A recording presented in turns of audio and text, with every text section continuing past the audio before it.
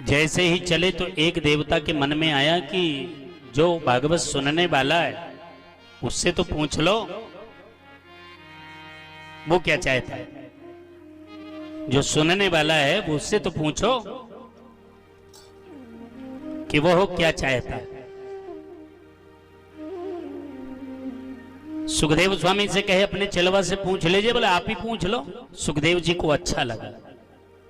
7 दिन में मरणासन्न शिष्य है, अगर इससे पूछे कि अमृत पियोगे कि कथामृत पियोगे कि सुधामृत पियोगे, अब अगर इसने कहा कि सुधामृत पी लेता हूं तो इसका मतलब शिष्य भोगी है। भागवत परमहंसियों की संगीता है, किसी भोगी को रजोगुणी को देना ठीक भी नहीं है। अब अगर इसने कहा कि मुझे तो कथामृत ही पीना है तो फिर निश्चित हो जाएगा कि ये परमहंस है, योगी है। तो इसके परीक्षा का, चेला के परीक्षण का अच्छा समय। पहले के जितने भी गुरु कथावाचक आदि होते थे वो चेला बहुत ठोंक बजा के बनाते थे। आजकल चेले गुरु को ठोंक बजा रहे हैं। हाँ, आजकल गुरु को इतनी फुर्सत कहाँ है। जैसे ही शिष्य कोनो बड़ी गाड़ी से आएगा तो गुरु उसके दोषों को देखबे नहीं करेगा। ध्यान रखना। नहीं, अब वही चेला बने कहो रस्तों में मंत्र दे दे, पता नहीं चेला छूट न जाए, कोनो दूसरे से भगत न हो जाए। महसूस करेंगे आप इसको अपने जीवन में।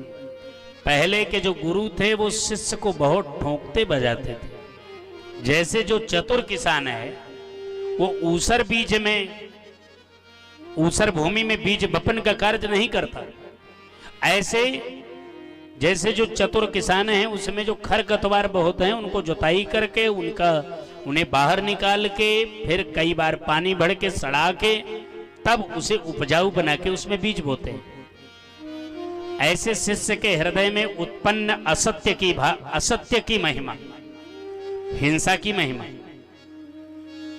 अरे हिंसा माने केवल बकरी भेड़ गाय को काटना ही नहीं होता है।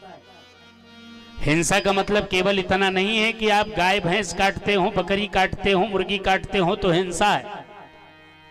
किसी के विकास और प्रकाश को देख करके यदि आपके हृदय में आग लगती है तो यह भी आपके हिंसात्मक प्रवृत्ति का द्योतक है। इसका ध्यान रखिए।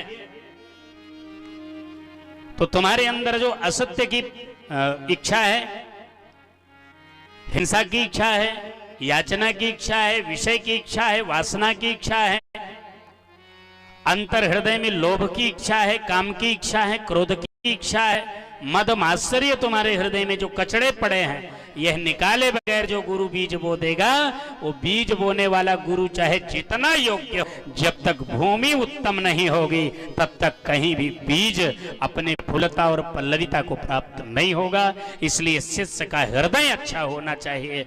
गुरु कितना अच्छा है ये मायने नहीं रखता, माने रखता है कि जो शिष्य दीक्षा लेने वाला है उसका हृदय कितना पवित्र है। यदि पावन हृदय में थोड़ा कमजोर गुरु भी बीज बो देगा तो हृदय की पावनता में इतनी उर्वरा शक्ति होगी कि वो भगवान के प्राप्ति का फल दे देगा। महाराज इसका ध्यान रखें।